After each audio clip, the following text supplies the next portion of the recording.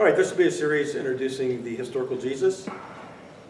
Marcus Borg wrote several books on the historical Jesus. One that I recommend is Meeting Jesus for the First Time, where Borg writes this based upon current historical Jesus research. This has been going on for a couple hundred years now, and I think it's important for anyone who wants to understand Christian faith to understand the historical Jesus. Since the New Testament times, people have been constructing Jesus based upon a variety of cultural, historical, psychological constructs. For example, it's popular within the last 100 years to construct a Christ based upon an apocalyptic warrior model. The Jesus is coming back again with an army, and it's going to be involved in a big army and killing. This, by the way, is based upon a misreading of the book of Revelation, I would suggest. And then we have the Jesus and me, based upon people's personal experience. Now, one's personal experience and faith of Jesus may be close to the historical Jesus. The question is, does it matter? I would suggest it does, because later doctrines often misrepresent the historical Jesus. So this series will take time to bring us up to date with where we are with current research on the historical Jesus, and allow the listener to understand for themselves who Jesus was, what he said, and what he did. Because again, I think it's very important. Some of the modern constructions of Jesus, I would suggest, are in conflict with historical Jesus, like the apocalyptic warrior Jesus based upon a misreading, a misinterpretation of the book of Revelation. The first Jesus seems to have been an embarrassment to some. You know, he dies on the cross, the resurrection's not enough, but don't worry everybody, when he comes back, he's really going to kick some butt. And, you know, he's going to be that powerful God or Lord that we're looking for. And that's, you know, in our culture, that's the type of God that we warm up to anyway. But I would suggest that is not a part of the historical Jesus that we're talking about.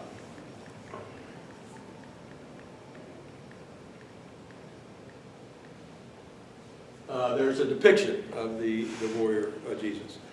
Now, again, everybody constructs their Jesus. Here's another construction of Jesus. How many saw Talladega Nights? Okay, yeah. So the little 8-pound, 6-ounce baby Jesus, you know, the Christmas Jesus. You know, that was, I mean, that prayer is classic, you know. But that, unfortunately, it's kind of a silly version, but that's what we do in our culture. Everybody invents their Jesus, constructs their Jesus. And by the way, the little baby Jesus and some of these other constructed Christ are really versions that we can have some control over. I want a Jesus I like. I want a Jesus I can control. I want a Jesus that really addresses my needs, verifies, validates who I am and all that I do. That's not necessarily the historical Jesus. Does it matter? Yes, it does matter. That for those who want to be serious followers of Jesus of Nazareth, that we get back to understanding something about who he was. Now, so let me begin, and I'll just take a few basic points. This will be Jesus 101, some basic about the historical Jesus in this little series we're doing. Generally, scholarship is in agreement on the historical Jesus these days. And again, I mentioned it's been going on for a couple hundred years at some of the finest universities and captivating some of the finest minds in the world. First, the question, did Jesus actually exist? Or is he just a mythical figure invented in history? Now, in the early 20th century, about 100 years ago, a group of non-Jesus scholars, non-historians, proposed a Jesus myth. They said that this Jesus never really existed. He was invented. This group was soundly repudiated by experts in the field 100 years ago. Recently, a new group of mythicists, as they're called, has emerged. A predominant figure amongst these new mythicists is Richard Carrier. He has a PhD from the University of Columbia in classics, which certainly gives him some credibility. However, Carrier is not a New Testament scholar, and he's not currently teaching at any university. He makes his living by promoting the Jesus myth, which again was soundly repudiated over 100 years ago. And by the way, in those 100 years, we've come up with a great deal more of solid information that suggests the historical Jesus.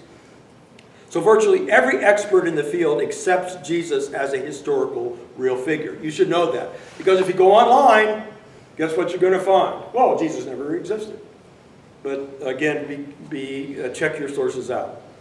In fact, most experts, most New Testament scholars at major universities around the world don't even respond to a mythicist like Carrier, because it's so absurd to suggest that Jesus never lived. You create more problems than you solve by just suggesting that.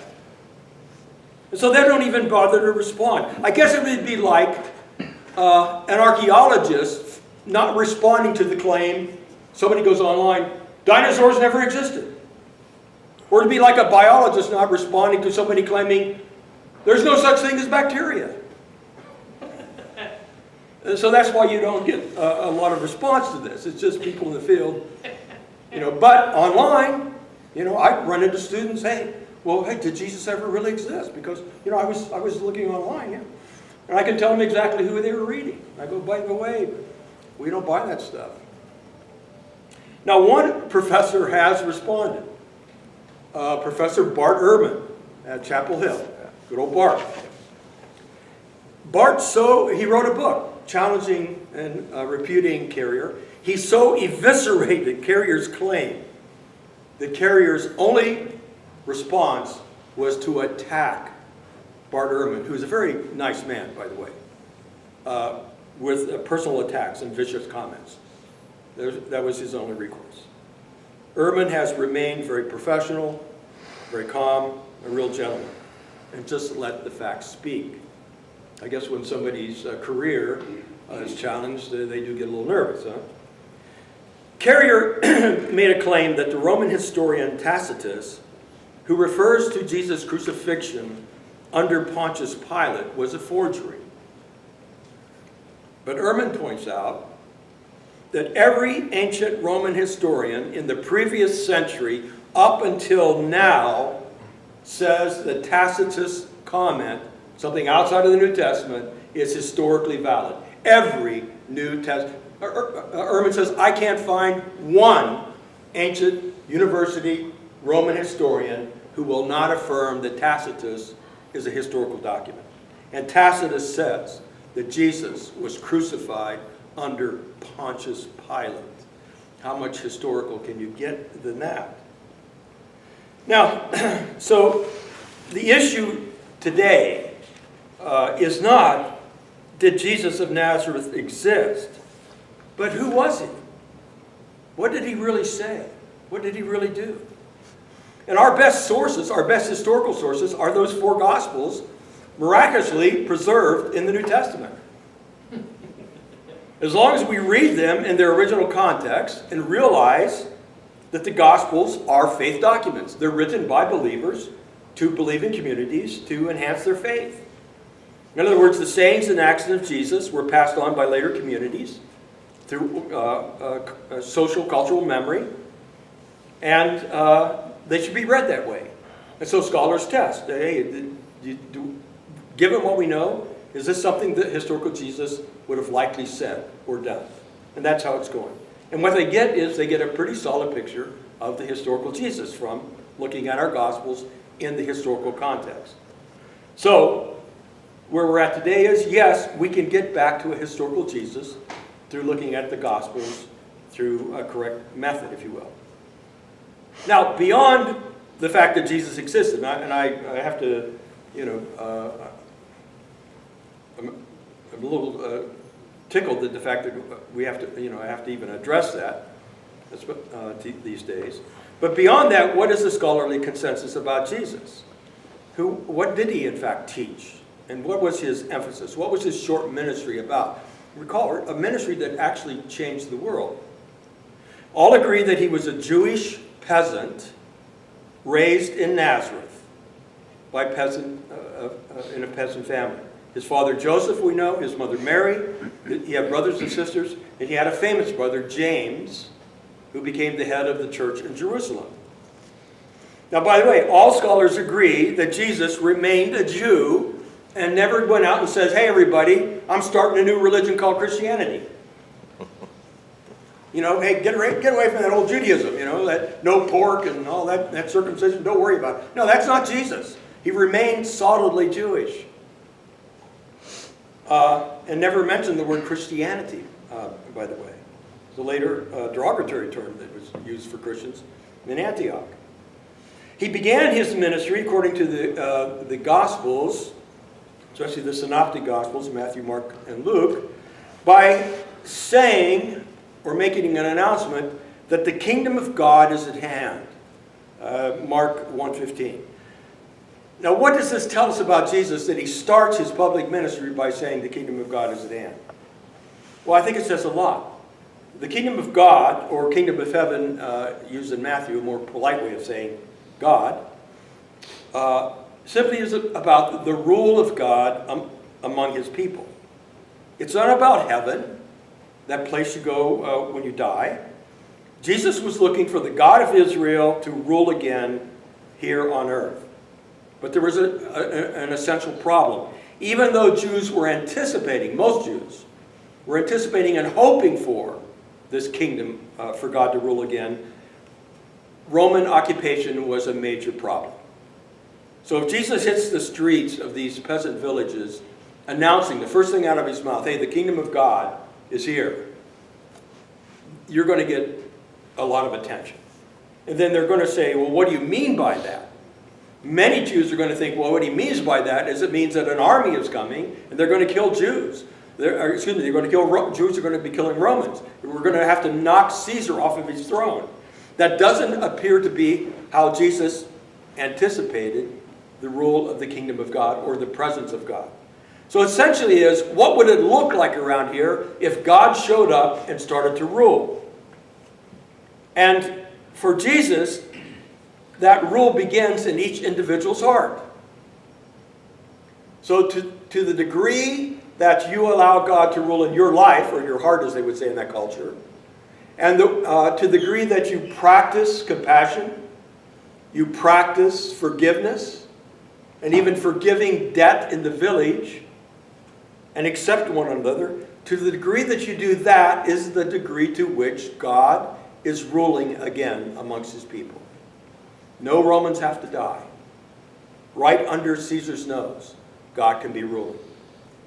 Accepting, forgiving, helping without expecting in return, showing compassion.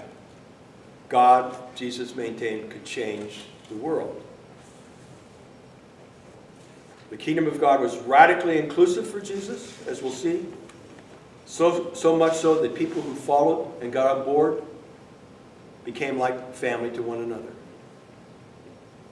Now, in closing, just let me say, in my long time of studying this and being involved in church and things like this, it's rare I hear modern Christians talk about the kingdom of God.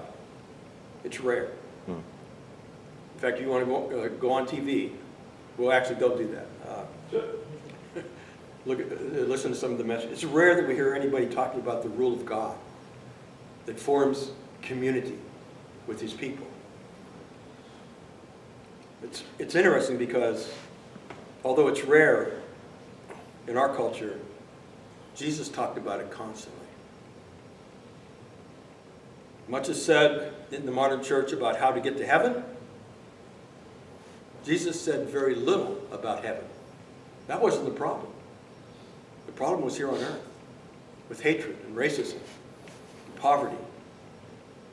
His real concern was about this life and allowing the compassionate God that he served to transform lives and have those transformed lives begin to transform culture.